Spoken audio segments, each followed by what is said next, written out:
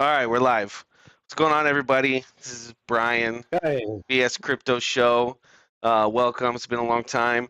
We're just here today. I'm here with my dad and my brother-in-law, and we're having a very casual conversation about Pulse Chain, Pulse X, decentralized exchanges in general. Okay, so there seems to be some questions that my father has, and then my brother-in-law has some information. He's been playing around with the test nets and figuring out some things. So he has something to add and maybe some questions as well. And we're going to basically go over whatever we can in a very casual manner. So if you're tuning in later to this, just to let you know, it's probably going to be a little bit all over the place and watch at your own discretion. But this is mostly for our records in the future so we can come back and see this at a later date. Anyway, welcome to the show. Dad, do you want to say hi to everybody on yeah, yeah, YouTube? y- yeah. Hello. It's great to be here. And just to let everybody know, I want to preface that we're all just getting kind of dialed into this. It's more so myself, um, and using much of the expertise of my son Brian to dial in a little quicker than it would be if I didn't have him. But the intention is, uh, as you will get to learn about my son-in-law, Dustin, he's a fast learner and he's fast-paced and pretty much a home run hitter on everything he does. And it's either go big or don't even go in at all with him. And it's kind of encouraging. And so we're kind of being led by Brian, who's already been through all the trenches, and looking forward to really just getting the basics down here so we understand liquidity and pairing and how actually liquidity really is developed in a contract with tokens as they're paired together. And that will be explained by Brian. As far as using Pulse Chain, because we're going to be specifically in the referencing the Pulse Chain, which we're all excited that Richard Hart has created, and we're excited about the fact that we all got involved in the sacrifices, and so we're just trying to make sure that we take responsibility individually with each and every one of our actions and moves going forward from here. But we're open for any kind of instruction and lessons and advice as we go forward, because it's going to be a learning experience. Well, More so, my dad's kind of a go-to amongst his group of peers for this information. He's actually become kind of the guru amongst his friends, and so a lot of them come to him with questions, and so then sometimes he comes to me with questions. And it seems like to me, in having conversation, there seems to be maybe some confusion, or maybe just not quite perfect understanding of liquidity and the liquidity pools and what's actually going to happen when Pulse chain is created and and bridges. Bridges are a little bit confusing, I think. And so we're just going to try to go over what is actually going to happen. Um, so absolutely, do you Brian. have any Thank you like for that. specific questions to begin with? Like where do you think that maybe you're most confused? Well, I'm kind of learning a lot of uh, the activity that's involved in bridging over from our MetaMask wallet to the Pulse chain. I haven't done it myself, but this is where the little bit of confusion is coming, because what I'm getting from a lot of the people I know at work is everybody's been told that we're going to have mirrored ERC20 tokens. All of them will be mirrored in Pulse Chain. So everybody's trying to figure out like, Okay, but that's not will bridging, right? So you realize yeah. that what you're talking about is not bridging. So you just No, kind of no, like I know, yeah, I know confounded that's two not things. bridging. No, Okay. that's basically from the airdrop. But let's say most of the guys that I know want to bridge to put more value in, bring over more liquidity into the Pulse chain and operate in that ecosystem. So, but so that is something that we all have to do. But the thing that most everybody questions me on. One of them things is when they look at their mirrored ERC tokens, ERC20 tokens, they're all a little bit confused on when will they actually develop some value. Okay. And that is involved with understanding liquidity. And this is where I was hoping, Brian, that you could kind of Okay. So what I had simplify said, that. okay, yeah, we had talked about this, right? And what I had said is that I would try to maybe draw you some pictures. Okay. Now I'm gonna do my best. Now this might be a little bit hard. I found this program today. It's called Microsoft Whiteboard, and it lets me draw shapes and whatnot. And I'm gonna try to see if I can make this easy. All right, so I'm gonna draw a big circle over here. All right, and that circle is going to represent the Ethereum blockchain. And then I'll draw another big circle over here, and that's going to represent, not gonna let me draw that. That's going to represent Pulse chain. All right, so we can call this Ethereum, Okay. and then we can call this Pulse chain. All right, I just don't want to write all of it. Okay, so That's okay. all right, so these are two separate blockchains. Okay, two separate blockchains. Both of them are accessible through MetaMask, right? Correct. Okay. So MetaMask is literally just a software that lets you interface with this or that. Right? You go into MetaMask, you change one setting in the drop down, and now you can interact with things that exist on the Pulse network, or you can interact with things that exist on the Ethereum network. Okay, so right now exists a bunch of ERC20 tokens right here, right? So I can draw a bunch of ERC20 tokens in here. These little circles represent ERC20 tokens. Everything that exists on the Ethereum network. There's smart contracts, right? We can draw little squares. These are smart contracts.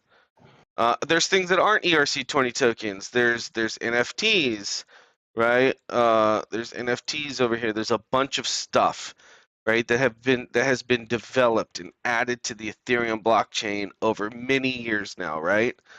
So Pulse is going to get an exact copy of everything that exists over here is now going to exist over here, right? Exact copy. I mean, I can't draw it exactly the same, but there's going to be the exact same amount of circles and squares and NFTs, right? Mm-hmm. All right, so we're clear on that already. Okay, so we'll just start from the beginning.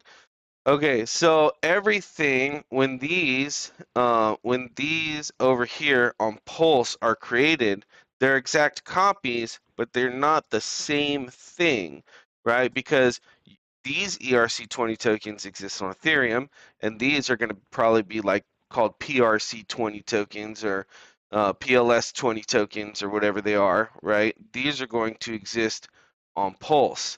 So on the Pulse network, for instance, you will have Hex, right? And as far as the Pulse network is concerned, um, this hex will be called hex. And on Ethereum, you also are going to have hex, right? I'm just using hex as an example. This is true with all with all ERC20 tokens, right? Everything is going to get copied over, all right? So these are ERC20 token, ERC20 token. Okay, now a bridge, right? A bridge is going to be a third. So basically, the way that it works is there's a third party, or so it's what is called as wrapped, okay? And this is my layman's understanding, okay? I don't really know all how the code and everything works, but let's say there's a computer out here, okay?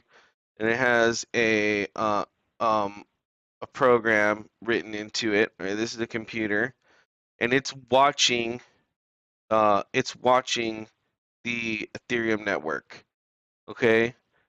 And so there's a smart contract that somebody builds on the Ethereum network, and it allows people to send hex into this contract, right? So now you can take your hex and you can move it into this contract, right? Now there's a program outside of the Ethereum network that's watching for hex that gets added into this contract, okay? Because you can't actually move this hex off network. It's impossible. This hex can only exist in the Ethereum network, right? So, but what you can do is you can transfer it into a contract, and then you can have a program that exists outside of the Ethereum network that um, that is watching for what the hex that gets moved in there, and then it's going to trigger over here. You'll have another smart contract that will mint or automatically create as soon as tokens get added in over here. You're going to have tokens that are automatically over here going to be minted, and they will be called hex on Pulse Network, because now on Pulse Network, native hex is going to be called hex, right? On Ethereum, native hex is going to be called hex. On Pulse Network, the bridged over hex, the wrapped hex, they call this wrapping, right? And there is always some third party. So there's always some counterparty risk to bridging, to wrapping.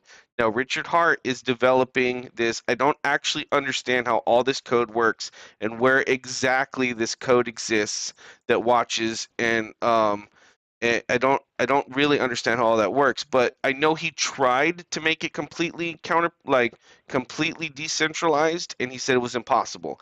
Bridging has to have some counterparty risk. They have not figured out how to actually bridge with zero counterparty risk, and I don't think he's going to figure that out before it releases. But basically, So if I could pause you 1 second, give me the layman's version, if you would, in one or two sentence counterparty risk. counterparty. The, the, It's a third. So this is a third party, right? So there's you. There's you. You're over here. This is you. You're interacting. You're interacting from your computer, right? mhm, Uh, with the blockchain. You're interacting here, and you're interacting over here, right? Directly with the blockchain. It's you and the code, right? But mhm, so counterparty risk is the risk that you assume when you're trusting this guy to do something for you. This is a just guy like, on a computer somewhere. Somebody has a backdoor code access to all the funds. There's some kind of way, and I think it's very, very small and limited, right? I mean, you would have to actually um, look into the risk involved, because Richard Hart, I know, has specifically done everything he can to make the counterparty risk as small, because the point of cryptocurrencies is to be decentralized. So like if you use a centralized exchange, the counterparty risk is the exchange. They're the counterparty. They have the ability to steal all your funds, right? Massive counterparty risk, right? So there is going to be some sort of counterparty risk to this exchange, and I'm not an expert on that particular matter, but just be known that there is going to be some, because somebody wrote this contract, somebody wrote this contract, but the idea with bridging is that you move your hex into this contract and it gets locked, right? It gets locked up in here, right? We draw a little lock that's supposed to be a little lock, all right? It gets locked up in here as long as those EHEX that were minted when you when you send these in here, it happens like right away. These get minted out over on this side, okay? And then so now these are what's called, this would be called wrapped EHEX, or just be called EHEX on Pulse, right? And so those will exist here until you send them back to the contract, Oh, right? okay. So if you pause a second, Uh-huh. you really don't have double. You're just able to bring the value from one side to the other side. No, you're going to get double. This has already been copied over here. This exists here and this exists here. They're doubled. But you can move this value over here. And you're moving this value over here because Where's your? I can't see your oh, pin. let me see if I can make it bigger. Oh, can you see this now? All right, you're moving this value. I don't know if I can make my Yeah. cursor black or something. Yeah. Here. All right, so you're moving this value, this hex. So this hex has a value. We already know the value of this hex. Which, let me see the thing. That's the one in MetaMask. On the no MetaMask. No, see, you always say Okay, you no, confuse I got yourself that. when you I start saying realize. MetaMask, right? Yeah, I realize what I just said. Okay, Okay. so yeah, no, on the Ethereum blockchain, On the Ethereum we know the blockchain, value. we know We the know the value of value. hex. Yeah. Right. Okay. Okay. So, but you can actually transfer that value over here to the pulse chain, because every single one of these represent, every single one of the EHEX over here on the pulse chain will directly represent one hex that's been locked up and taken out of circulation on the Ethereum chain. So you're basically like locking them up so that they can exist over here. They get put in a cage over here, and a copy of it gets let out over here to roam around in this ecosystem. Right? Okay. So really, that's the part that's kind of confusing, because if you lock up your Ethereum blockchain and you bridge it over to the Pulse blockchain. Now you really didn't get double. I mean, because you can't ever unlock those over there and use them, can you? Yeah, You can't. you can send these back to the contract and unlock them over here on the side. But then if you send them back, you're getting less they the value. they can't exist on both sides. They can't. You No, said can't.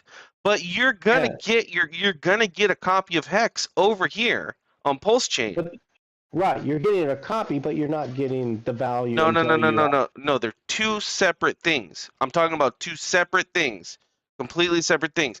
On at the snapshot, when Pulse Chain is created, you are going to get a 100% carbon copy of all the hex that you have over here on Ethereum, over here on Pulse Chain, free. No bridging required. Okay. Nothing. All right. Okay. There. Now I'm starting to understand, because now what you're saying is basically you are going to be able. You're getting the exact. If let's say if you had $1,000 worth of hex on Ethereum blockchain. No, let's not talk in. Wait. Hold on. No, hold on. I gotta stop you there, because we're not talking in dollars. We can't, because this is, you're not getting, if you have $1,000 worth of hex over here, you're not getting $1,000 worth of hex over here, because this hex is going to be valueless when it's created. it's going to have zero value. But if you have 1,000 hex tokens here, you're going to get a copy and you'll have 1,000 hex tokens over here. But these hex tokens are not these hex tokens because they exist in a different ecosystem and have never been traded against anything. They're not Oh, actually okay. the All same right. thing. All right. Okay. It's starting to make sense. It's starting. So you're going to get so if you have 1,000 hex tokens here, you're going to get 1,000 hex tokens here. Now, if you take these hex tokens that exist on Ethereum and bridge them over, they become eHex on the Pulse chain network, and these do have value because at any point in time, you could send them back to the contract, unlock the hex that exist on the Ethereum network, and sell them over here to things that do have known value, right? So it's the same thing um, with all the ERC20 tokens. All of them are going to get copied over. Everything's going to get a copy, but all of this is going to be theoretically valueless until something from over here with known value comes over Yeah. here. And I mean, it could be Ethereum. So you're gonna have Ethereum. You will have Ethereum over here, right? We know we have Ethereum uh, on on on Ethereum the blockchain. Ethereum blockchain. Okay, that's a token. It's a I mean it's a currency. It's the native token to the Ethereum blockchain. They usually call those coins, but it's basically the same thing. It's a marker of value. These are all just markers of value, right? So so you can also send your Ethereum to the bridging contract, and it'll get locked up. And then once that gets locked up, um, then um, you'll have it'll also mint over here Ethereum over here. Usually when they do this kind of bridging, they will call it like WETH for like wrapped hex or wrapped Ethereum, or they might call it like PETH for pulse chain Ethereum, right? So you have to make Well, sure that you, let's say it was. Let's just say if I can interrupt you. Let's say the ETH that you had on the Ethereum blockchain obviously has a value. Let's say the value, just for hypothetical reasons, is $3,000. You have one Ethereum.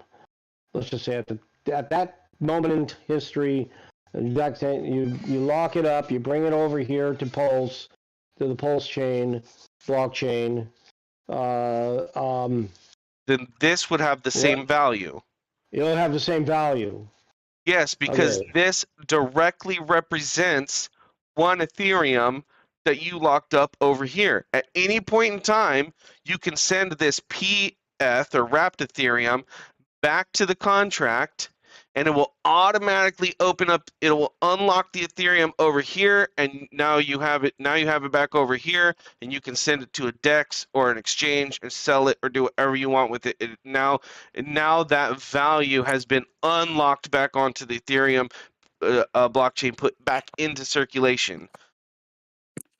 Now, hey, Brian, Yeah.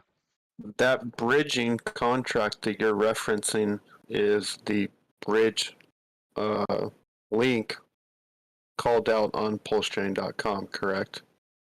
Yeah, That's the I mean, test of the test probably. ramp, Yeah, probably. yeah, probably. Yeah, I think that Okay. I haven't messed with any of that stuff, so I'm not really sure. But yeah, Me probably. neither. Yeah. Richard Hart is building a bridge for sure, 100%. He's building a bridge that's like minimum viable product is a bridge and a DEX, right? Okay, so the cool thing um is that inside, all right, so I don't know if I can maybe I can kind of need more space, but maybe I can just do it on here. All right, so you're gonna have Pulse X is gonna exist inside of um of Pulse Chain, right? So inside right. of Pulse Chain, you will have Pulse X. Okay, so this is Which gonna. which is the native? Well, actually, both PLS, if I can interrupt, both PLS and PulseX and PLS are both the native coins for the Pulse chain blockchain. No, Correct? no. PLS is the native coin for the Pulse chain for the Pulse uh for the Pulse blockchain. PLSX is the coin, the native coin for the decentralized exchange that is that's on Pulse chain. So this is a DEX. This is a decentralized exchange. PLSX, yeah, PulseX. Yeah, Yeah, yeah. right. So, So Pulse X is the coin for the DEX. but PLS. you don't really have to own the PulseX to operate in that ecosystem, do you? Yeah, well, No. let me actually rewind just a little bit too, because there's one point that I think I missed over here. Okay, if you have Ethereum at the time of the snapshot, okay, you're not going to get that Ethereum copied over to Pulse Chain like everything else. Everything's getting copied over to Pulse Chain except for the Ethereum.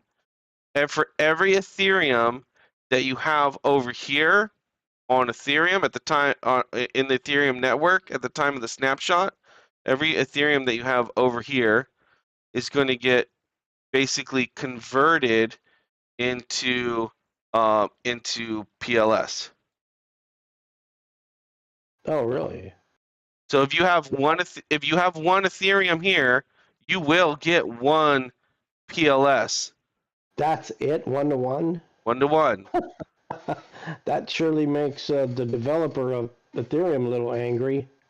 Well, yeah, because you're getting diluted by 10,000 to 1. There's going to be 10,000 more PLS on the Yeah, Pulse chain network than there are Ethereum on the Ethereum network. So you're getting diluted down to like nothing, right? It's yeah, almost nothing. Like, yeah, uh, the creator of the Ethereum network, all the Ethereum that he has is going to be worth like $30 worth of Pulse, maybe. Like if he had sacrificed $30 worth of Pulse, something yeah, stupid like that. And he's got, millions and millions and maybe $1 billion worth of Ethereum. I don't know what he has, right? But he's got a yeah. bunch. At one time, it was close to $1 trillion. Okay, sure. Okay, so this is where it kind of becomes a little bit interesting. I don't know if I can just create um a new one. Oh here. Oh yeah, save that. All right, I'm gonna create a new one. All right, let me start. Cause now we're gonna talk about dexes a little bit here, because this is where it starts to get a little bit interesting, I think. Okay, so we have this big circle. Gotta make a pretty big circle here. This big circle. Dang, just can't go into that little. I can't go down here into this little part, otherwise it won't make it. Okay, so this big circle is going to represent the pulse chain, the whole thing. We're looking. Okay, so the snapshot already happened. We understand bridges. We understand the copy. We don't really have to talk too much about Ethereum anymore, necessarily. So we're going to see what's actually going on in here, and the interesting thing that's happening inside of Pulse, because inside of Pulse we have we already have a DEX that exists, which is Uniswap. Where Uniswap is coming over, right? Uniswap exists in Ethereum network. Everything's getting copied over, so we're gonna have a Uniswap copy inside of um, the Pulse chain, right? But we're also gonna have Pulse X, which is the new the new DEX that's going to exist on Pulse Chain. Okay, so the interesting thing that's going to happen here is that inside of Uniswap, you have what are called in a decentralized exchange, you have what are called trading pairs, right? So you could have so everything is traded against something else, right? So you could put two. These would represent two different sources of value, right?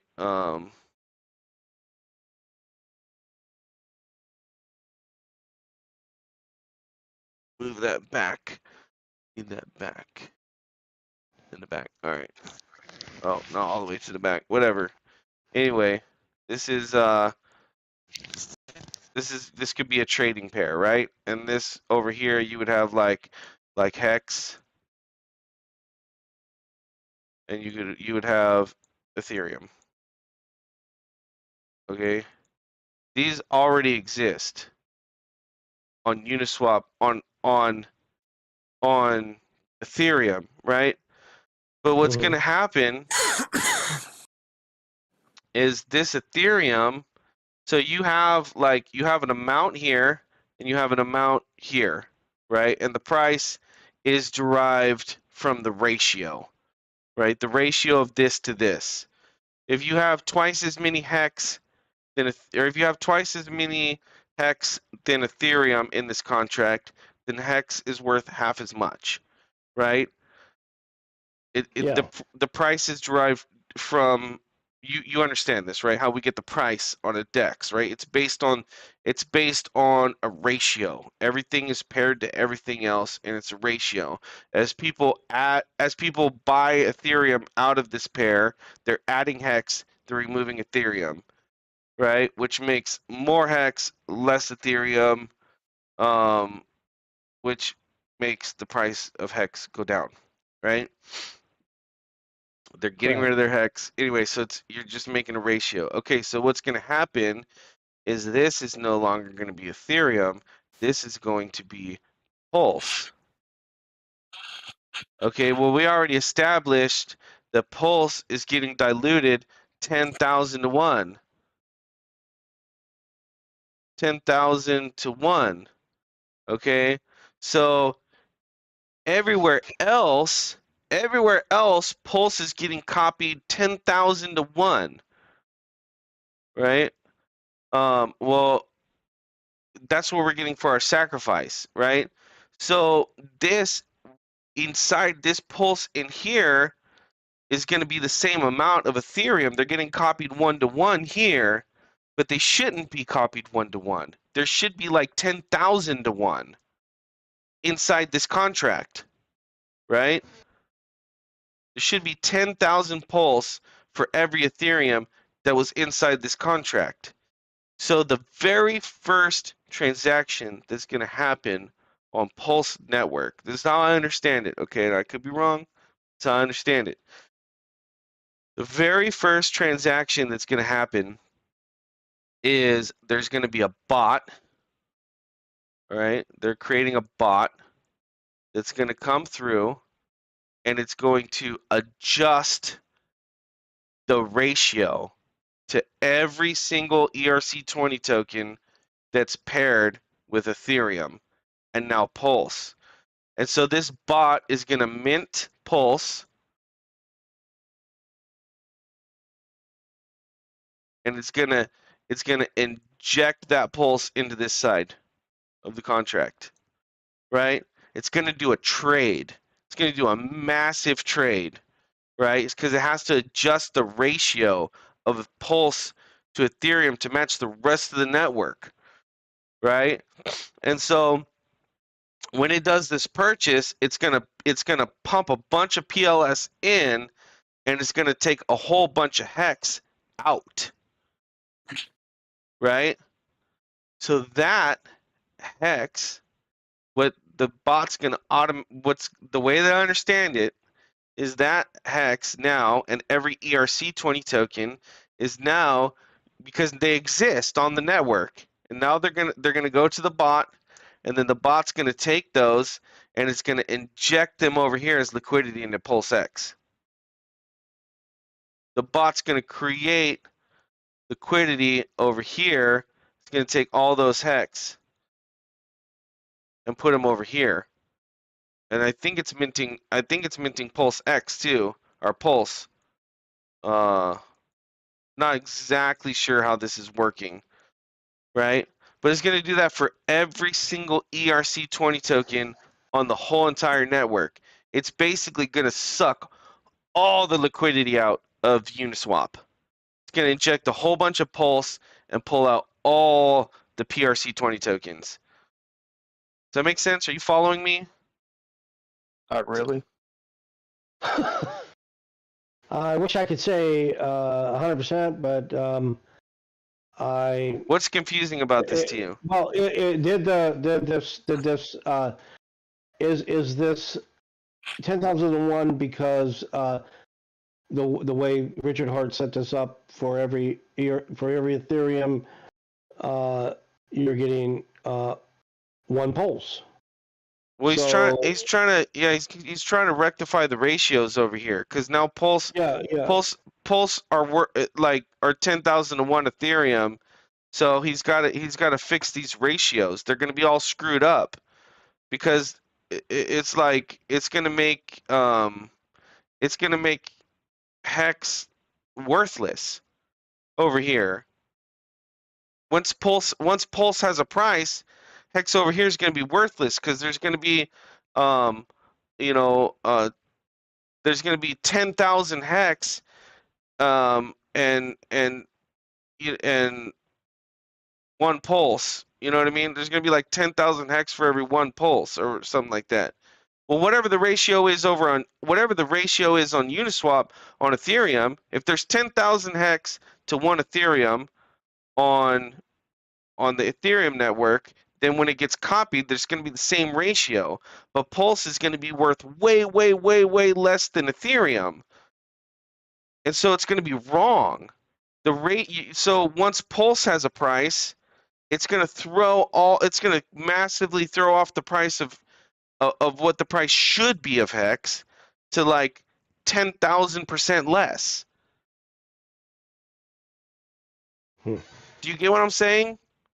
Because Pulse is going to be worth in theory, Pulse is going to be worth 1/10,000th of what an Ethereum is worth. So if we're deriving the price of Hex based on its ratio to Pulse, and now because Pulse is worth 1/10,000th of what Ethereum is worth, and we're deriving the price from the ratio, Hex is worth 1/10,000th of what it actually should be worth. Once Pulse has a price. Yeah. So how is that being fixed again? So so this bot is going to mint Pulse, and it's going to do a buy. It's going to buy all the hex out of this contract. It's going to add massive amounts of Pulse to this contract, and it's going to pull out massive amounts of hex to fix the ratio. So what's it going to do? Like send it to an unretrievable address, or is it going to burn it, or what? No, the hex is going to come out and it's going to get sent over to Pulse X DEX. The Pulse X, right? And it's going to get paired up over here as liquidity. It's going to get taken out of this contract. It's going to get taken out of the Uniswap contract and put into the Pulse X contract. That's where it's going.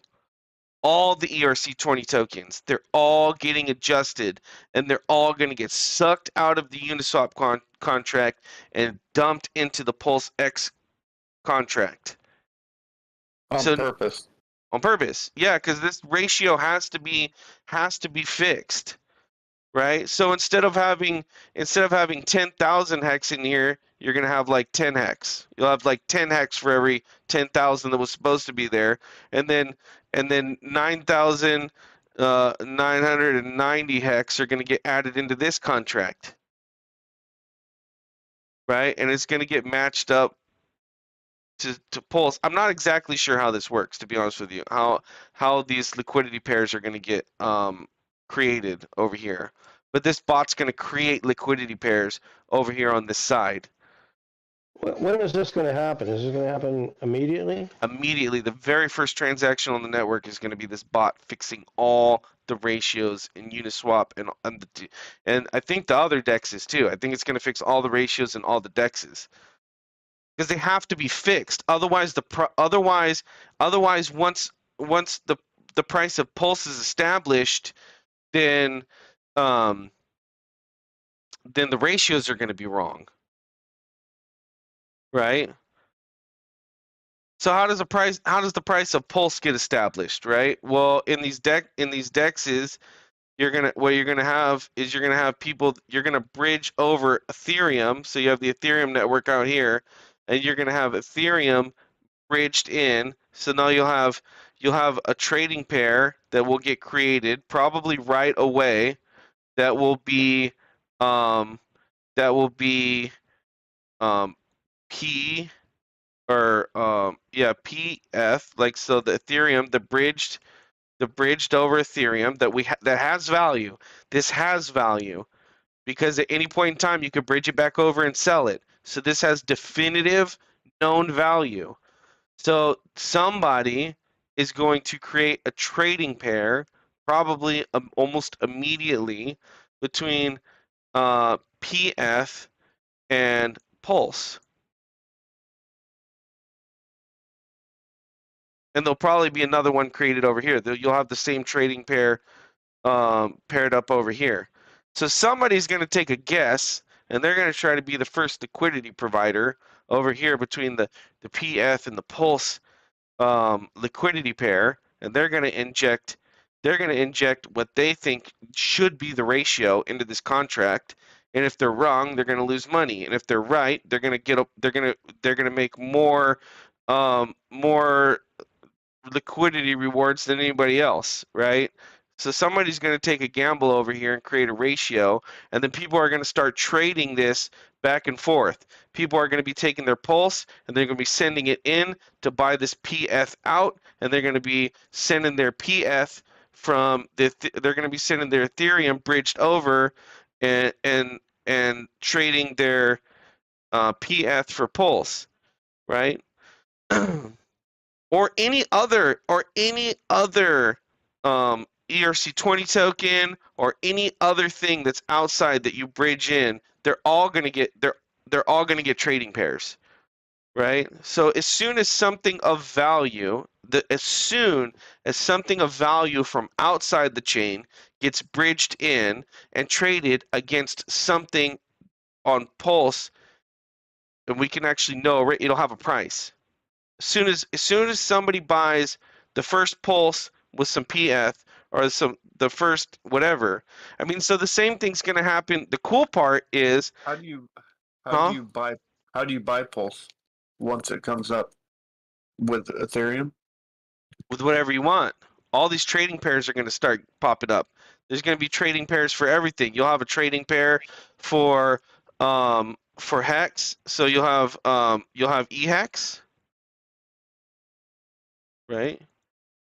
So you can bridge in eHex from out here, right? You can have your eHex your Hex on the Ethereum network, right? And you could bridge it in, and there's going to be a trading pair between eHex and Pulse, right? And there's going to be a trading pair. And there's also going to be a trading pair between, because anybody can make a trading pair, right? And so you'll also have a trading pair between eHex and Hex, right? And is bridging making a trading pair? No. Somebody's going to have to bridge in the token. Somebody's going to have to bridge it in and then create the trading pair by providing equal parts liquidity to both sides, or whatever they think the ratio should be. So like this is a really interesting one, right? The eHex to Hex trading pair. This is a really interesting one because you just got all your Hex. You just got all your Hex on the Pulse chain for free. You just got that for free if you already had Hex. So now you can take your hex from outside. You don't have to actually buy anything, but you can actually take all your hex from outside of the contract, bridge it Wrap it in, up. turn it into ehex, wrap it up, turn it into ehex, and pair it directly against all the free hex that you just got on Pulse Chain, and start earning rewards as a liquidity provider in the ehex hex trading pair. Right? If you want to be a liquidity provider between the ehex pulse, you have to provide equal parts ehex and equal parts pulse, which means at some point in time you have to have acquired pulse. But so this is really cool, because a lot of people are probably going to decide to make this to pair these up, and the more liquidity, the more tokens that get added into both sides of these, right? This trading pair is actually going to hold up the price of Pulse Hex. If these are equal, if these values become equal, if people decide to pair up equal parts eHex to equal parts Hex, then Hex on Pulse Chain will have the same price as Pulse on the Ethereum chain. Although there's no guarantee that this eHex is going to trade for exactly the same amount, because you will have to bridge it over, and there will be fees involved, and there's going to be some discrepancy probably between what you could trade this eHex for on Pulse Chain and what you could trade the eHex for on Ethereum, right? Because of the cost of trading. I don't know what's going to be more, what's going to be less. So all of these are probably going to exist on Uniswap, but these are also going to all exist on Pulse X. People are going to, because they're just contracts. People are going to create the same trading pairs here too. It's all decentralized. People create the trading pairs. People add liquidity in. Liquidity inside these trading pairs is how many coins are in each one.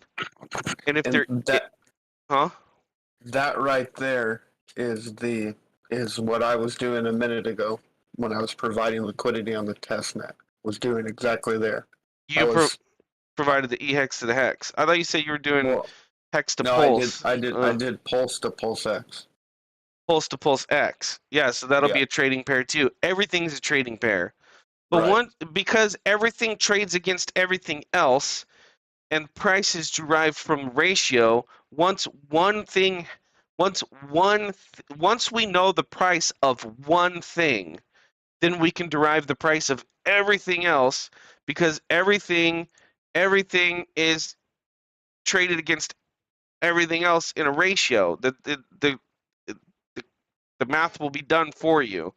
So as soon as something comes from outside the network and comes inside and actually gets traded against one thing in the network that's traded against everything else, then everything will have a price, and it could all be the wrong price, right? And there's going to be this like crazy price discovery.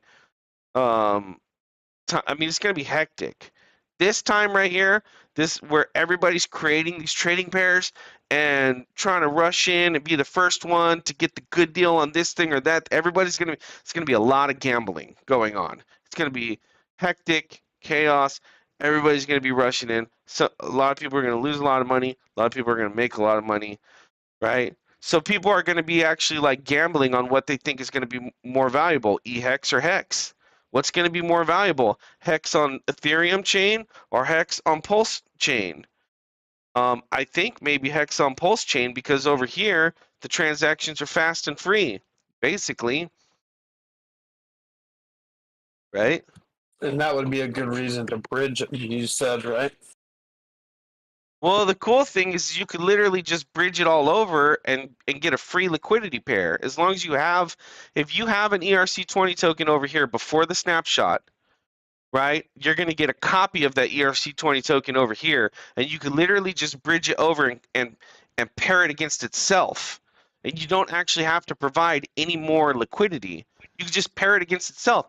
And that pairing will actually hold up the price of the ERC20 token that you like on the Pulse Chain network, because you're gonna add equal parts to both sides. The more So people that bridging it the would be more a good idea. I mean, I think so. I think a lot of people are Yeah. going to do it. I mean, so if everybody bridges over their EHEX, if everybody bridges over their EHEX from Ethereum to Pulse chain, if everybody bridges it over, and puts it into the contract equal parts, because they're going to have equal parts. They're going to have the same amount. If everybody decides to dang, I lost my mouse. Everybody decides to come over here and put it equal parts, EHEX and hex, then the prices will be locked together. They'll Right. literally be locked together, because you're gonna have equal parts in the contract, and the more people that do that, the more people that bridge over their EHEX and lock it up against the new hex on the Pulse chain contract, is gonna make both liquidity pools go up higher, and it's gonna make the price of the Pulse hex less volatile, right? Right. And so you'll actually end up locking the prices together, because the more liquidity on both sides, the harder it is to change the price, right? If you only have 2 hex here and 2 hex here, and Dustin, we've talked about this before, right? If you have 2 hex, 2 EHEX and 2 hex, and somebody comes over and so they're equal prices, right? So somebody comes over here and they want to exchange one for one, right? So they go from being equal prices until now somebody's going to put one in over here and take one out over there, right? And now you have a price that's 3 to 1, right? Now it takes 3 of these to make one of those. Right. So the price over here becomes more, 3 to 1. You just changed the price 3 to 1 by adding 1 hex, right? But imagine likewise you have a trading pair, and this is liquidity, right? Now we're talking about liquidity. If you have a trading pair and now this same trading pair, EHEX to hex, and you have like a million, right? Whatever, I'm not, or you have a whole bunch, all right, on each side, equal parts. Okay, now then add one here and take one away there, right? What did Right. you change the ratio at all? No, you didn't change the ratio at all. So theoretically, if you had infinite liquidity on both sides, the price is unchangeable. They're locked together forever, because the price is derived from ratio. So if you have infinite on both sides, the harder it is to move the price. So the more people that come in here and add liquidity to the EHEX hex pair, the more locked in the price is going to be over here. And they theoretically could be basically locked in at the same value on both chains. But people are going to have to decide that. Are you still with me, Dan? Yeah, I am. My hearing apparatus failed for a minute, but I caught the. I can look at your sketch here and see what you just explained. Basically, the more coins on both sides are basically the more coins, the less you can change the price. Whereas the fewer coins, the price is going to change much quicker. I see you did a 3-1, 2-2, 3-1. Yeah. So basically, if we have a situation where we get this unlimited liquidity on a pair, you can pretty much sell as much as you want without changing the price. I mean, it's theoretical. You're never going to have you're never going to have infinite liquidity on both sides, right? But theoretically, if you could have infinite liquidity on both sides, price is unchangeable. Because in a decentralized exchange, price is derived from ratio. And so, by the way, this ratio change, that you created right here by making this trade, that's actually called the slippage, Oh, right? okay.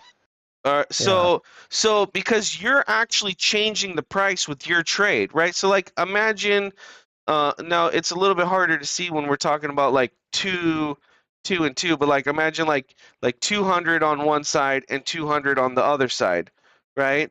Well, well, let's say you want 50, right? And then so you want 50 of those. So you want to add 50 over here, but it doesn't actually work that way, because as you're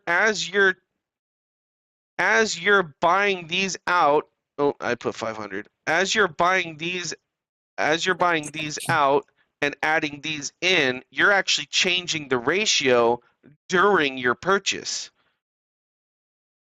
Yeah. So you can't, it's not fair that you pay the same amount for the 50th coin that you did for the first coin when you actually changed the ratio against yourself during your transaction, right?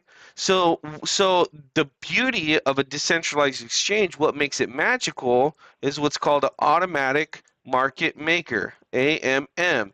And it's this fancy math that before your transaction goes through, calculates how much you're trying to put in and how much you're trying to take out, and adjusts the rate, adjusts how many you get. So it's not 50 in, 50 out. It's more like 50 in, 46 out.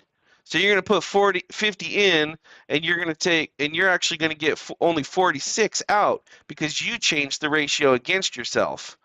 And now this math is probably not right? I'm just making an example. You're not going to get 50 in, 50 out. It started out at equal price, but as you added over here and took out over here, you changed the price. So you're not going to get 50 out, you're going to get 46 out. And if you only get 46 out, then your slippage would be 4. That's the amount that you're going to lose against yourself because you changed the ratio. So Probably better to make big trades then. no, bigger trades have more slippage. Smaller trades have less slippage. Bigger trades, you're changing the ratio more. Smaller trades, you're changing the ratio less. Like imagine you had like 100,000 on each side, right? 100,000 on this side and 100,000 on this side, right? All right, and you want 50. You put in 50, you're probably going to get out like 49.9998, right? Because putting 50 over here and taking 50 out over here doesn't change the ratio much, right? Yeah. But what if you wanted 10,000, right? If you want 10,000 over here, so you add 10,000 to this side, you're not going to get 10,000 out over here because you just massively changed the ratio against yourself. Yeah. Right? You're going to get, I don't know, 9,200, right? I don't know what the math is, but that's what a decentralized exchange does. That's the beauty of the decentralized exchange. It's called an automatic market maker. It actually figures it out for you of what you should get based on you actually changing the ratio in the trading pair, and that loss that you acquire, that you obtain by trading the ratio against itself, is called the slippage. That's your slippage. So when you see that when you go into the DEX and you put in your numbers and it tells you your slippage ratio or your how much you're losing, that's why. So more liquidity in a trading pair means less slippage on bigger orders, right? The more on each side. It also makes the price harder to change. And when I say harder to change, it makes it harder to go down, but it also makes it harder to go up. Right? Volatility in cryptocurrency is actually a feature, not a bug. Right? Volatility is a good thing. Hmm. Oh, I got a chatter. Somebody came in here chatting. Anna, ANAS. Hello, what do you think 1K can be in 2 years if you bought for 2.08? I don't really understand the question. What do you think 1K dollars can be in 2 years if you bought for 2.08? I'm sorry, I don't really understand the question. Does that make sense to you guys? I don't know. But, yeah, I I had think she somebody was. I somebody think she somebody was gonna. came in the no somebody came in the live chat on YouTube. We had somebody watching Yeah, us. I can't read that He anyway. says, "Hello, what do you think 1K dollars can be in 2 years if you bought for 2.08?" I don't understand the question. Sorry. $1,000 if you bought it 2.08. 2.08 of what? Yeah, I don't know. Yeah. Did you say Doge? Didn't you say that? You just said that. I didn't. I can't even read it. But I thought you said Dodge or whatever. That you, Amanda? Uh-huh. Yeah. Welcome, That's, welcome, Amanda. This is my sister, Amanda. hi. Hey, I'm Amanda. actually. Dustin walked out, so he Oh, threw his headphones on my head. But I've been watching okay. quietly. Okay. I'm kind of lost with where we're at now, though. Kind of lost. I kind of lost my my train of thought. Well, I think Well, actually, you know, I mean, go back to the original thought, and that was because you started this big circle with two circles, and within this there was yeah, a big adjustment yeah. because Richard Hart kind of did a number to the developers of Ethereum by bringing Ethereum over as 1-for-1. So that actually really screwed up the ratio, and he had to fix it. Hmm. So Yeah. you went all, you've been telling us about how he's fixing the ratios, and which led into Yeah. Well, I think this whole thought is done. I don't know if you have questions about everything that I said. I mean, we can clarify or whatever. But I think that this is, I mean, this is the best that I could do in this haphazard, scratchy picture. To no, explain no. liquidity So and trading pairs and Pulse X and Uni and what's actually going to happen in bridging. And so if there's more thoughts, if you have more questions about this, then we can go through them. But otherwise, the next thing to talk about would be staking, right? I mean, staking Pulse. yeah, So and we may have to do that another time because it's getting late. I know. so It you you're you can earn. By the way, you can earn in Pulse X if you're a liquidity provider. This is what Dustin's been doing. Yeah, If the you farming. if you can farm rewards, so you get rewarded in the decentralized exchanges for providing liquidity to these trading pairs. Okay, That's what I saw on the and other there's one. there's actually a third token that's not Pulse, that's not PLSX. There's going to be another token that you get rewarded for being a liquidity provider, and I don't know the yeah. name of it. I don't think it's been named. But you will get a reward token. Well, I think if you were one of the um, It's INC token. INC is what it's called. I think so. The well, liquidity one is LP. The other one I think is INC. Like but that there's one can be anything. I think it it's would. incentive token. It can be voted. Yeah, Yeah. it can be voted on. It could end up being a hex. Could be No, hex. Could be. I don't think so. Oh, is that how it works? Maybe. Yeah, you might be right. That the incentive token. No, I think there's going to be a whole separate token. I think it could be anything. It all depends what the validators want it. If you're one of the validators, you get to vote, right? The validators do get to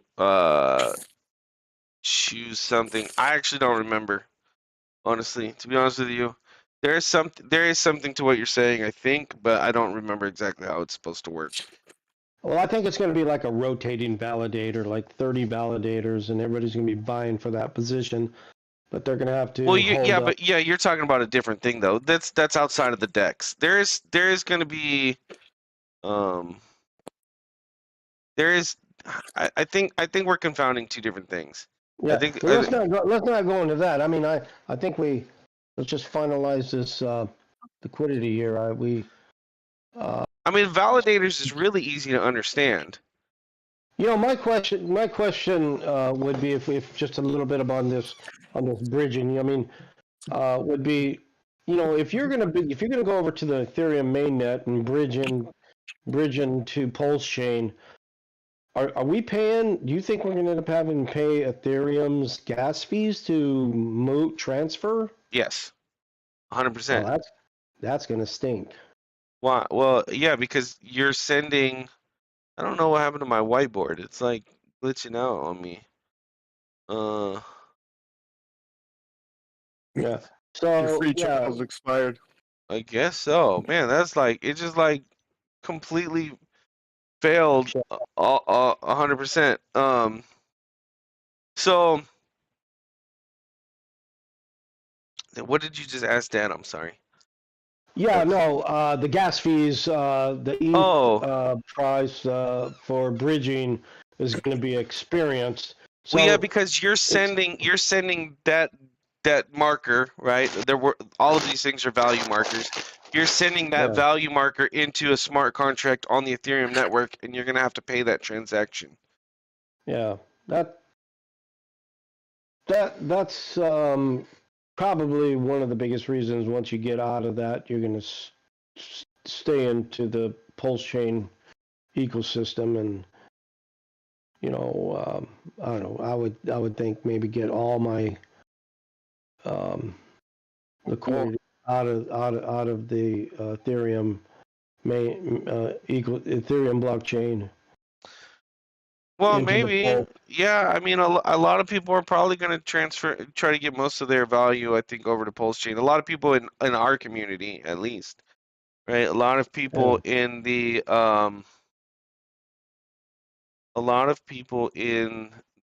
Hex community, people that follow Richard Hart, I think, are going to be all about moving value over to Pulse Chain.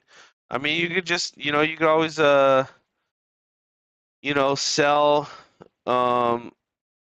your your hex and sell your ehex and buy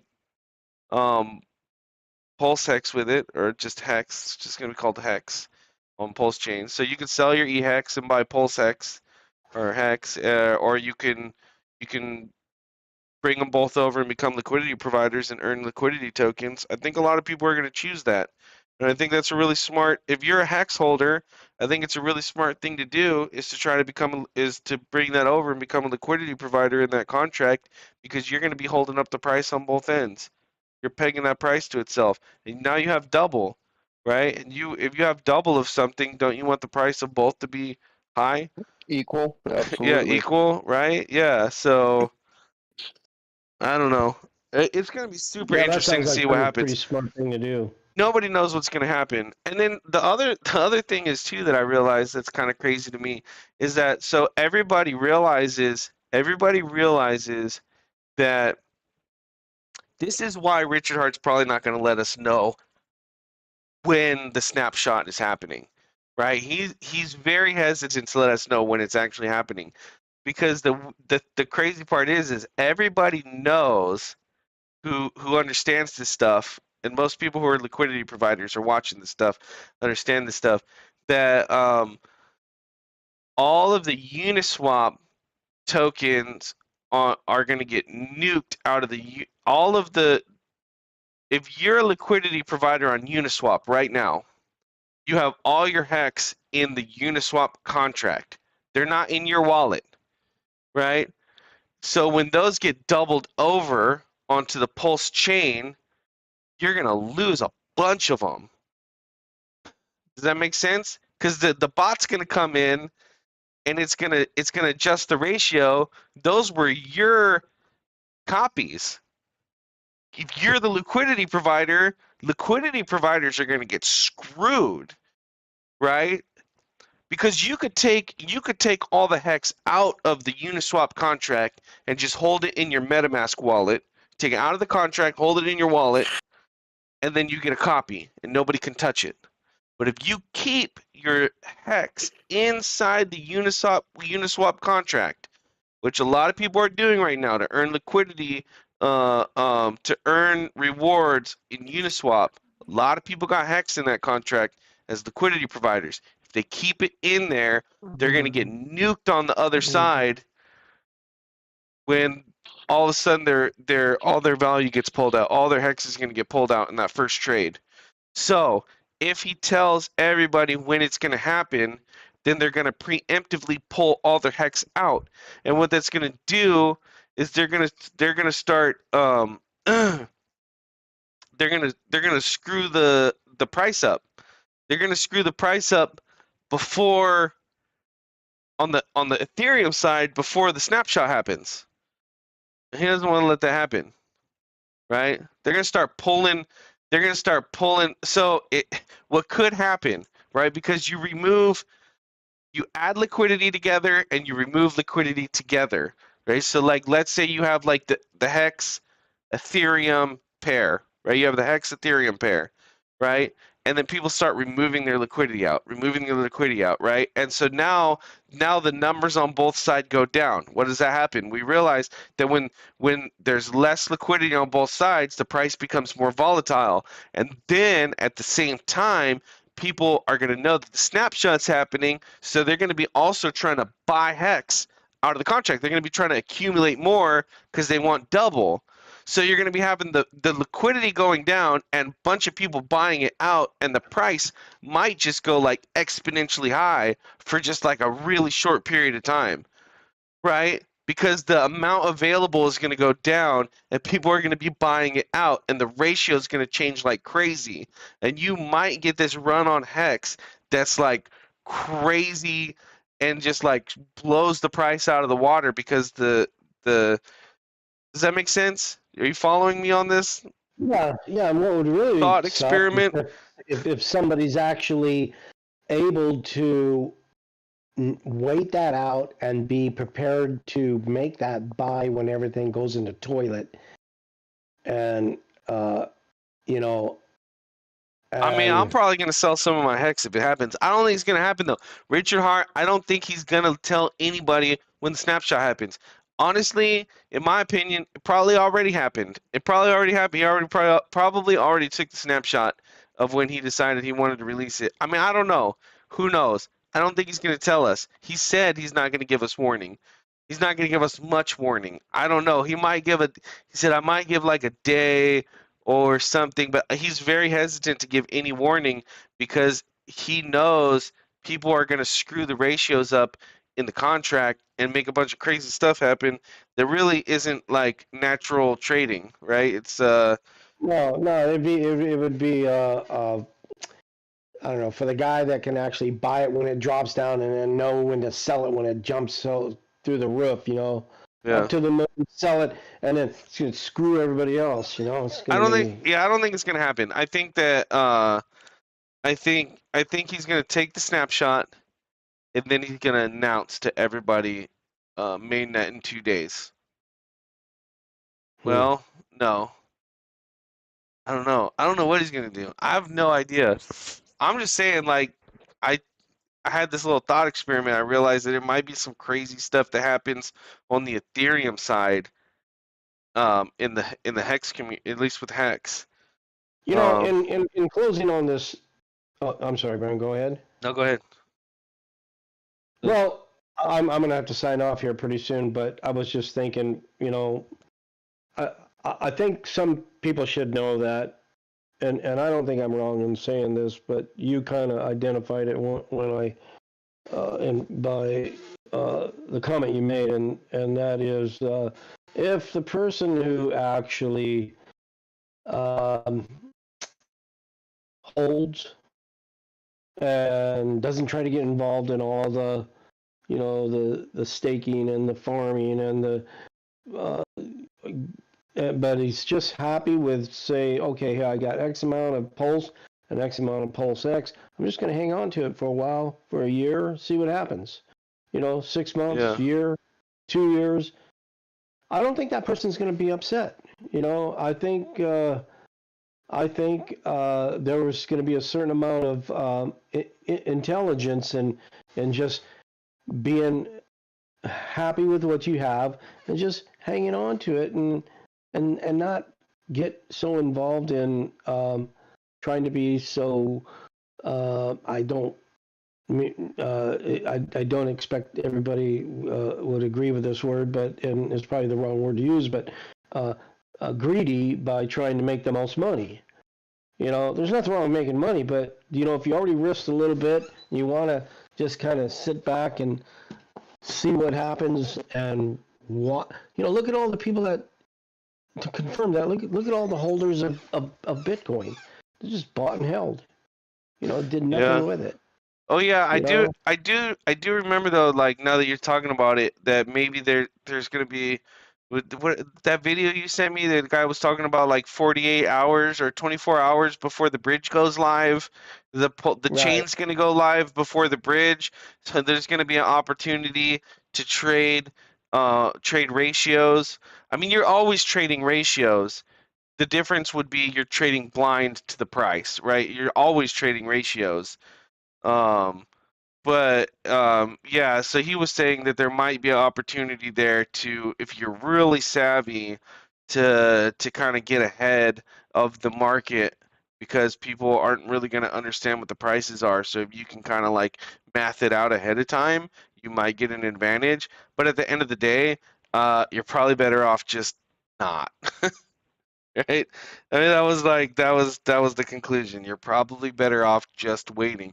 That's like what Dustin asked me, like, what are you gonna do? I have no idea. I have no idea how this is gonna play out. I don't know where, like, I have no idea.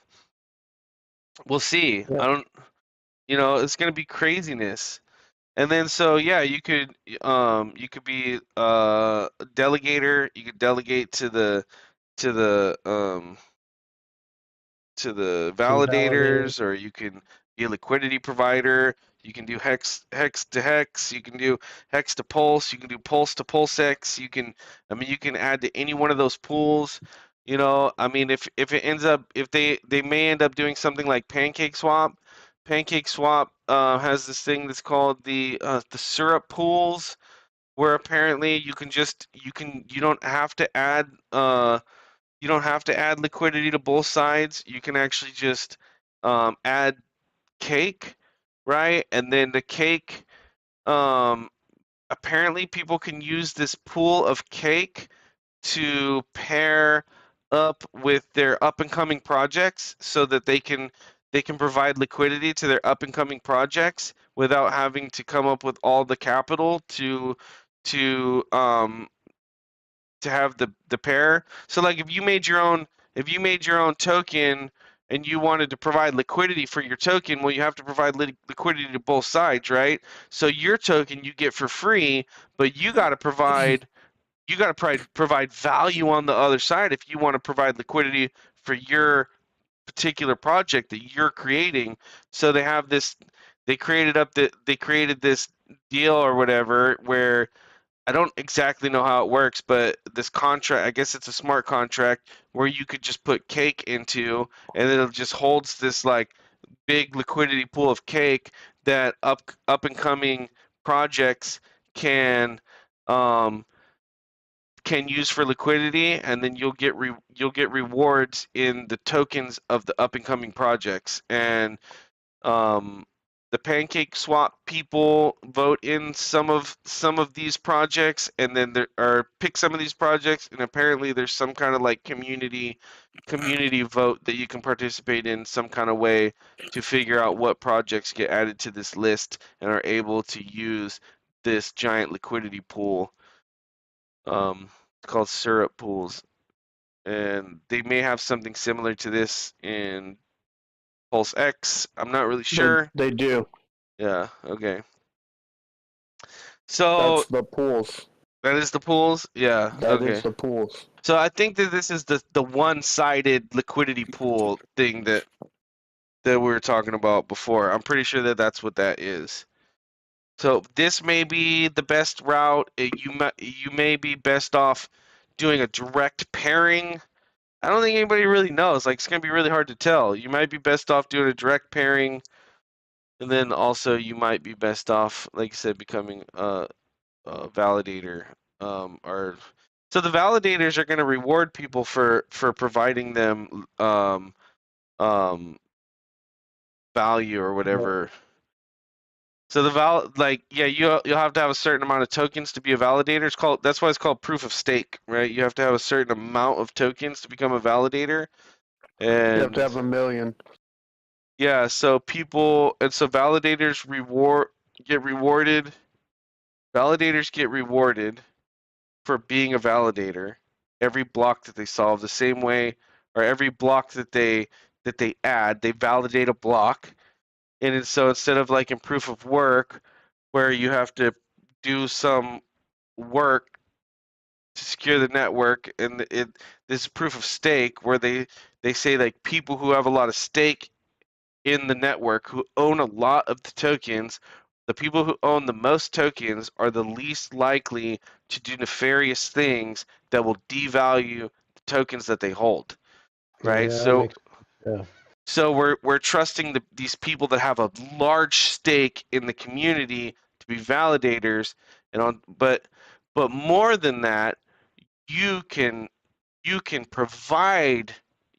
delegate your value to somebody else to put them up the list on the validator list, right?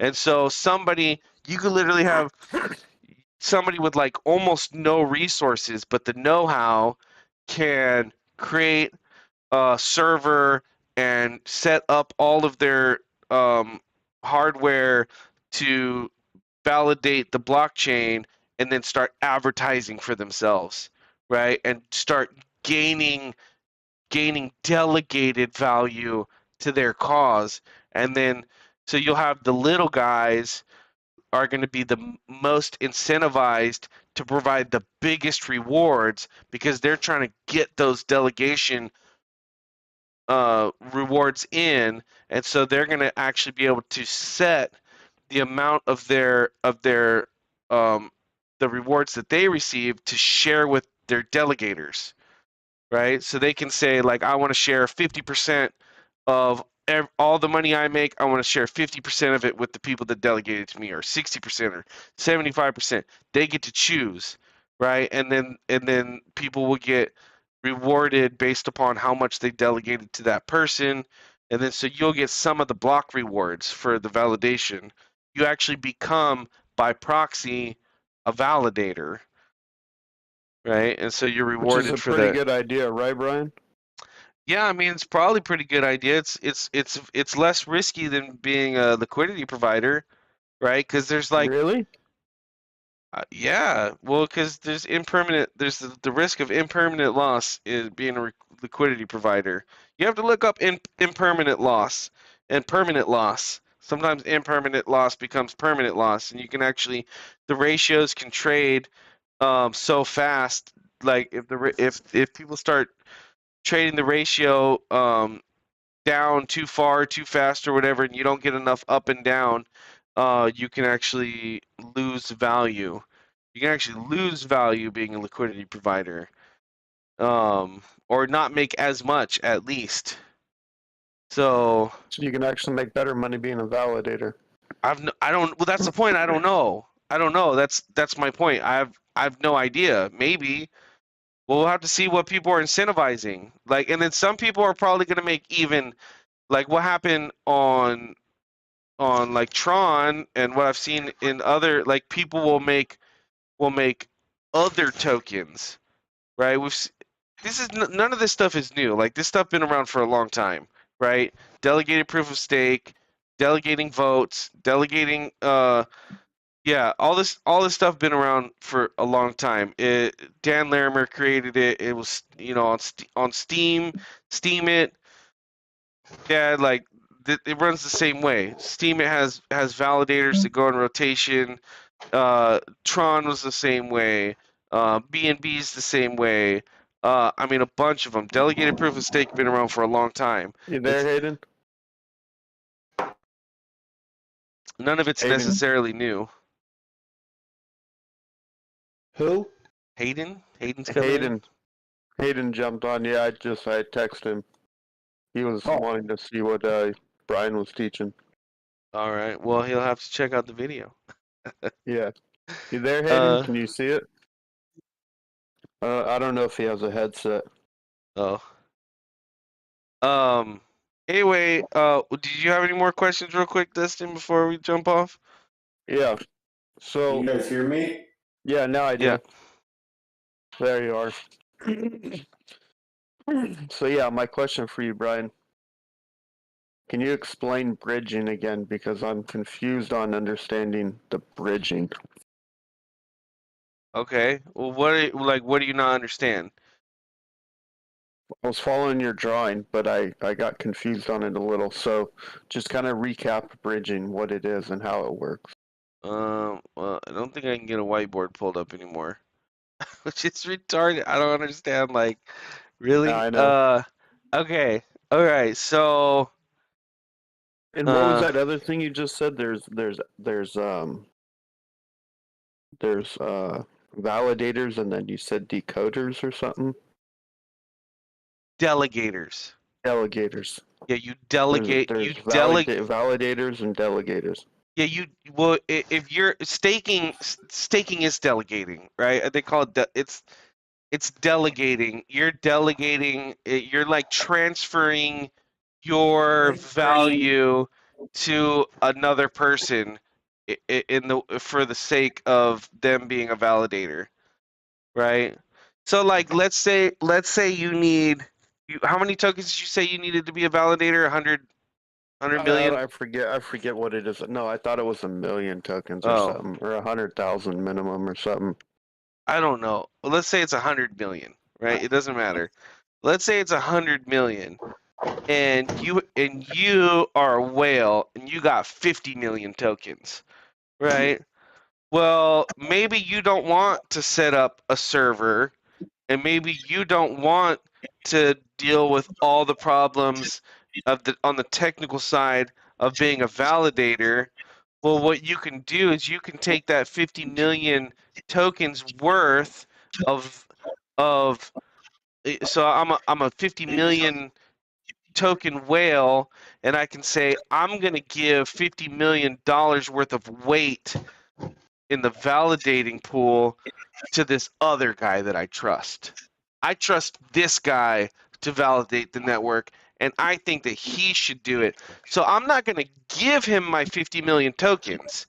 He needs 100 million to become a validator. I'm not going to give him my 50 million tokens, but I'm going to lock my 50 million tokens up where they can't be moved, and I'm going to say this guy can get credit for them in the meanwhile. And that's being a validator? No, that's being a delegator. You're going to delegate you're going to stake your tokens, you're going to lock up your tokens. I'm going to put them in this place where I can't touch them, and since they're not going to be moved, single side staking. Is what you're just No, I don't know. No, I don't think so. This is staking for valid to vote for a validator. Oh, okay. You get to delegate your power. It's power. Every token represents power in the network. You have a percentage of the network, the control over the network. You get to vote. It's like democracy, right? Everybody gets to vote for who they think should be validators by delegating their power of the network to somebody else, right? And that person can will reward you for it. That person should reward you for it. You should get something for helping them be validators. Some people may actually have enough tokens on their own to just be validators and not need any delegation. But it's going to be really hard because it's like the top 30. It's like the top 30 people that automatically become validators, I believe. So Oh, really? I think so. I think that's how it works. Top 30. Slightly different than it works in like Steam or Hive or whatever. Steam or Hive, you get 1 vote per or 30 votes per token. Anyway, it doesn't matter. So I'm just gonna confuse you. But anyway, basically, delegating means that you get to use my power, even though I'm maintaining ownership, but you get to use them. That's delegation. Okay. You get to use them, and they're gonna count as yours. And that's staking. Yeah, you're gonna have to stake to delegate because you can't delegate. You can't stake and you can't use your pulse tokens to influence the network and also have them locked up in a liquidity contract. You don't get to do both, right? If you want to use your tokens to gain influence over the network, you have to lock them up. That's the way I understand it. That's the way I understand it's going to work. Okay, so bridging. So the way I understand that Yeah. then is, so in order to become a validator, you have to have so many tokens, okay, and then wherever you lock those up, you lock those up. But I know on PulseX, the only place to do single side. So I guess I'm confusing that with the single side staking. Yeah. Yeah, And, single side staking is a different Does thing. it hear me? Yeah. Yeah, I can hear you. Oh, cool. Okay, I don't need speaker to work. I know where the confusion is, Justin. He's talking about pulse chain. You can also stake pulse chain and be a person that is in with the validators where you reap rewards on pulse chain there. But you're talking about Pulse X right now. Yeah, two separate things. Two separate uses. So you can stake Pulse X, and that's where you get the party token, or you could stake Pulse Chain, and that's where you are putting it with a validator, and you earn revenue that way too, or you become part of. Yeah, so it's two different. It only becomes confusing because you can use your Pulse token, the same token that you would stake to do the validator thing is the same. You can also use that token to pair it with something in Pulse X and be a liquidity provider. That's the only reason why it gets confused. I think why you're getting confused because you can use the same token to make money either way. But you're not going to be able to use Pulse to do single-sided liquidity providing. That's only going to be the Pulse X token. Oh, so then in order to make your Pulse work for you, you would then you would have to pair it with something on the You'd have to pair it. You would have to pair it with something. You would yield farm with your Pulse, is what you're saying. Pulse X. Well, yeah. I mean, you could yield farm with anything. You can become a liquidity provider with any two tokens. Right. Any two tokens. But the only token that can be used to influence the validator set is Pulse, and the only token that's going to be able to be used for a one-sided liquidity would be Pulse X.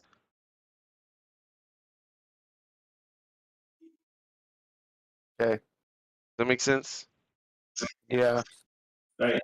I think financially, like if you're playing games, the putting it with the validator isn't the best for the games, but I think what Brian was saying is you get other like bonuses is you have say in the project more. Is that what you're saying, Brian? I don't know what's going to be better financially is all I'm saying. I have no idea. I mean, we could all just speculate, right? I have really no idea what's going to be better or worse or I mean, people are speculating for sure. If you can figure it out before everybody else, you're gonna make more money, right? Yeah. So yeah, I don't know what I'm gonna do with mine. Honestly, I'm just gonna kind of wait and see what happens. Kind of feel it out. I'm not one to make like rash decisions on these things because you can lose a lot of money too. Well, you can't really lose money voting for validators. It's pretty risk free. But you just might miss opportunity to make more money somewhere else. So, I mean, your best bet might just to be sell some of it off in the beginning. You could always sell some. There might be a lot of hype in the beginning. A lot of times when new projects come out, price is high in the beginning, right? And everybody's going to be racing to vote for validators and become liquidity providers and all this stuff, and they might just be buying the pulse up like crazy. You might be best off selling some right off the bat and just getting rid of it. I don't know. Maybe not. Maybe that's a mistake. Maybe you should just become liquidity provider. Maybe you should just become vote, stake it and vote for validators. I have no idea. So what kind of return do you get staking and voting for validators besides whatever? So they're going to give you a percentage of what they get? Yeah, validators are going to get to choose their incentive. They get to pick. They get to decide. So you're going to have the validators that are like lower on the totem pole are probably going to be willing to provide more incentive to people to stake and vote for them.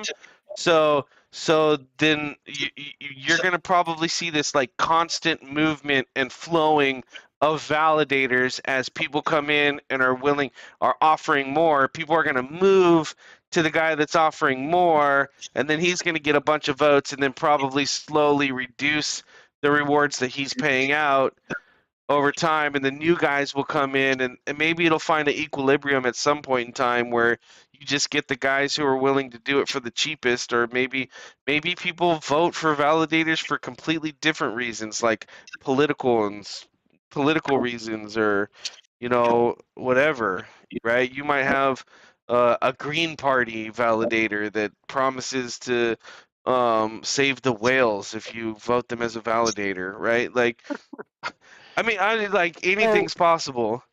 So I don't mean to interrupt here, but I want to just get back to the bridging. And Dustin had a question about that, but I wanted to have you clarify that because that's going to be this is the actual opportunity for people that did not get into the sacrifice, either the Pulse sacrifice or the Pulse X sacrifice. There's a lot of people that I know that have become aware of the Pulse chain, and they would like to be able to Buy Hex. bridge and buy. Buy Hex right now. Buy Hex. So buy Hex and bridge with Hex. You don't have to bridge anything. You'll get a copy of it on the other side, and you can sell it off for whatever you want. Whenever it gets a value. Buy an ERC20 token that you like, and then you'll get both. You'll already have something over there, and as soon as everybody starts trading things, that thing that you'll have over there will have value. I mean, hopefully it'll be as much value as you want. But then what you can do is then you can bridge over the hex that you have, and then sell that too. You get double.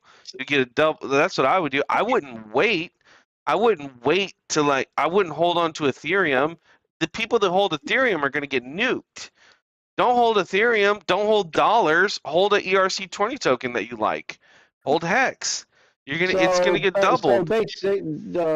That's what I think. I mean, let's say you had somebody that had some money in a centralized exchange, and they just thought, you know what? And let's say they had some Ethereum in a centralized exchange, and they thought, you know what? I think I'm just going to move this over to a decentralized exchange. Buy USDC, buy Hex, buy I don't know, get an ERC20 token that you like. I have no idea what's going to happen to USDC.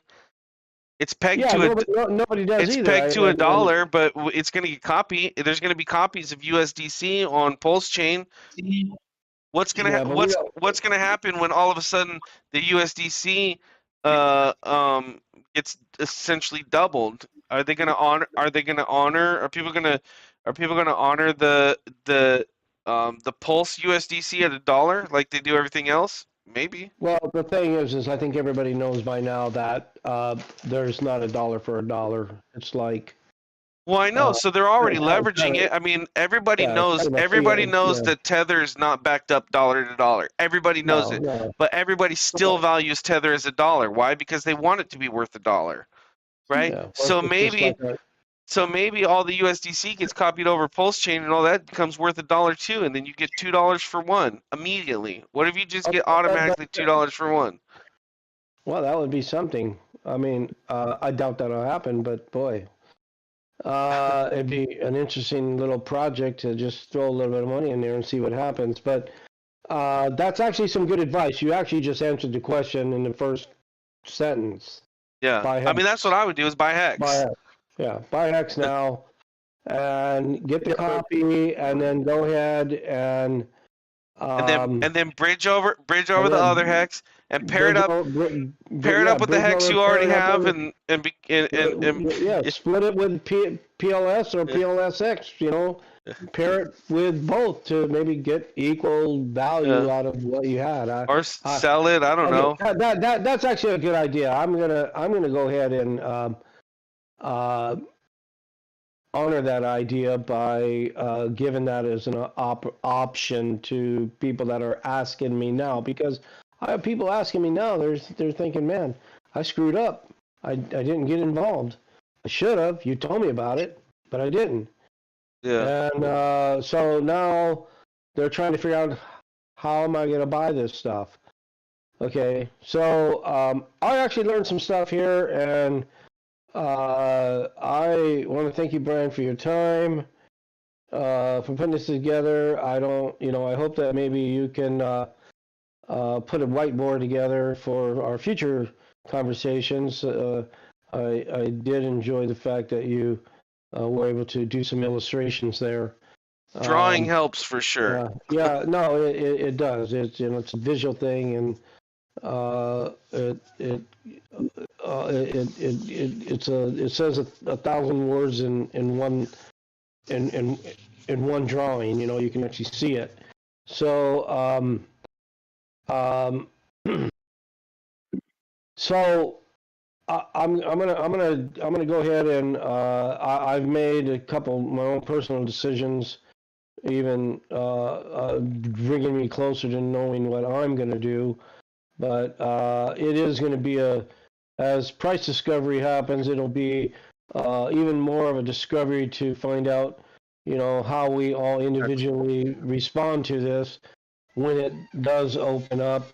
And I think, if we can keep an open dialogue and somebody figures out a better opportunity for the group as a whole, it'd be awesome to, inject those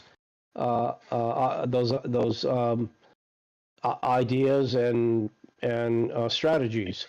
So, but you've given us a whole lot already, Brian. I mean,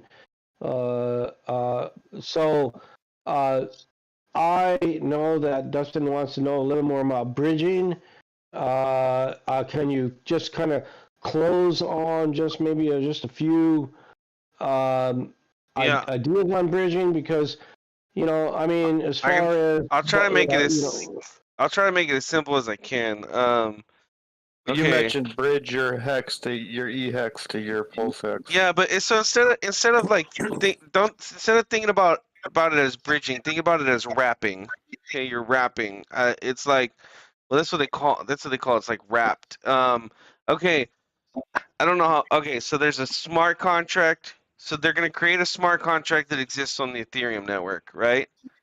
There's a smart contract that exists on Ethereum, and all it does is hold assets. It's just a contract that just holds, it locks up cryptocurrencies, ERC20 tokens, Ethereum, all of them. You send them there and they get locked up. All right. So you send anything that you want into this contract and it gets locked up. And immediately as that gets locked up on the other chain, there's another smart contract on the other chain that mints a new token that exactly represents the token that you just locked up. So this one gets taken out of circulation on the first chain, and then a new token that represents that token gets pumped out on the other chain and put into circulation. You're taking a coin out of circulation on one chain and putting a representation of it into circulation on the other chain. So now that can be traded around, and everybody knows at any point in time they can take that token that on the new chain, send it back to the contract, and unlock the token on the first chain and trade it around. So it becomes essentially the same token, right? You can just put it in, new one comes out. Send that one back, it gets burnt. The original one comes out on the other chain, right? It just bridges the value across chains without the chains actually, because you can't literally take the token out of one chain and put it on the other, right? You have to lock one up and mint a new one, and then burn that one and take the original one out on the other chain. Does that make sense? Yeah. Yeah, that makes sense. However, having made sense, I just want to clarify something here, and that is, I think a lot of people got confused. I want to actually add to that. A lot of people got confused when they were starting to believe that, and including myself, that we were going to get a copy with all the same values. And now after you clarified this, it makes more sense to me because I mean, unless you're the government of the United States, you can't make something out of nothing, but somehow our Federal Reserve does, but let's not go there. Don't get me started. Okay, money out of thin air, man. I want some of that stuff. I mean, Okay, it's not based on nothing, but yeah. Anyway, it's based on future debt. Based on your future, it's leveraged off of your future labor. Future earnings off of We are the creditors. But anyway, go ahead. But let's not go there because that's a big subject. But I just want to say the clarification has really helped here.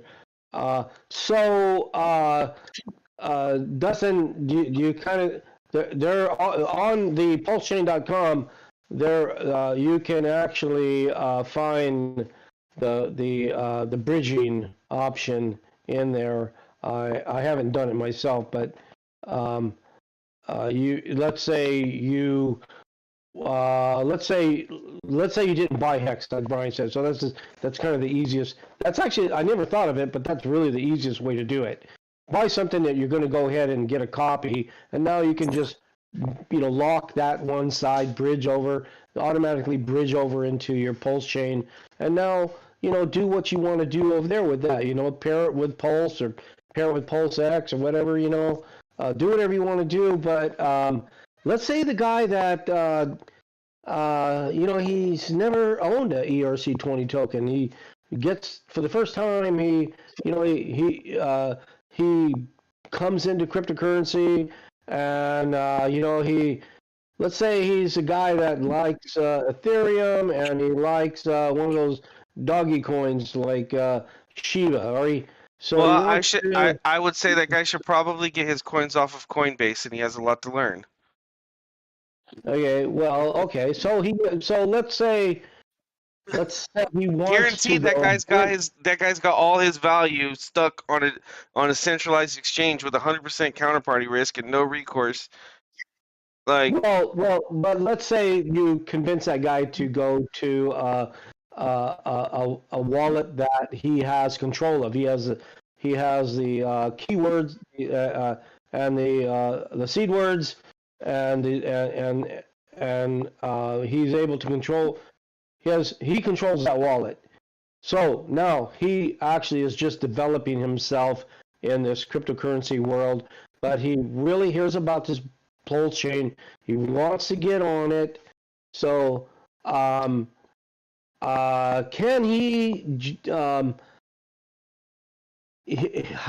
how is he going to move? Now, this might be just a whole new thing because how are you going to move value into Pulse chain? Let's say you get a you get a Chrome browser, you get a MetaMask wallet, and you got your seed words, you copied them down, you put them in your safe and all that, and now you're ready to actually start buying your first. You want to join your first blockchain, but you want to go into Pulse chain. So you go. Can you open up Pulse chain? You got to get money in there somehow. So you got to. Well, You're gonna have. fiat on ramp would be a really great thing to have, and I know that Richard Hart is working on trying to actually make that happen to where there's a direct fiat on ramp right in Oh, okay, to that would be Pulse, awesome. and it would just be but that does I mean that doesn't exist right now. I mean one of the exchanges that have fiat on ramps would have to pick it up, right? I mean it's gonna happen eventually, but until right Yeah. now, I mean we're gonna run into the same problem that we had really with Binance and BNB, except for that he's making a bridge readily available because the bridge to get into BNB was hidden behind the firewall of the Binance centralized exchange that we couldn't reach because we're in America, right? So we're not going to have that problem. They're just going to have to know where to send their value to bridge it over to the other side, and that's just going to be we're all going to know where that is. I mean, it's going to be there's going to be a website. Richard's going to put up a website that's going to make it really easy to just connect your MetaMask wallet to or whatever, and then just send whatever you want to get bridged over to that. It's going to automatically hook up with the contract and have some kind of user interface. You're going to send it over, and it's just going to come out the other side. You switch the, Yeah. you know, switch the Well, sure, and that might come down. Yeah, yeah, that might come down the road a while. But let's say somebody that kind of wants to be ready to get in, they may just have to just open a Coinbase account, uh, get I would say buy Ethereum, send it Ethereum, to your MetaMask. Buy Ethereum, send it to your and MetaMask pay all the fees to get it there, and just or USDC. yeah, and just be ready to go ahead and bridge when the opportunity is available. And The fees aren't really that bad right now. Honestly, they've come down a lot. They were absurd for a while, but the fees have come down. I think quite a bit. Especially do it late at night, do it on the weekends. The fees really aren't that yeah, bad. and Brian, for the record, just capitalize a little bit on late at night because of the reasons behind saying that. Obviously, I know what they are, but can you please go ahead and say that? Yeah, well, there's less traffic on the network, right? So on Ethereum, you're paying for data to be processed on what they call the world computer or EVM. It's electronic virtual machine. And so there's only a certain amount of data that can be processed through at any time on any block. And so you have to incentivize the people who are validating the network to put your transaction in. So when there's a whole bunch of people trying to put transactions in at the same time, they're going to only pick the people that are willing to pay the most. And so if you don't incentivize them enough, your transaction will just sit in limbo forever until it just falls off the face of the earth. So you have to pay them, and when there's a lot of people trying to put things through, everybody just keeps bidding up the price like crazy, and it goes really, really high. So that's extremely disappointing, and I think it's happened to all of us. And the worst thing that often happens too is paying gas fees and actually not having a transaction execute.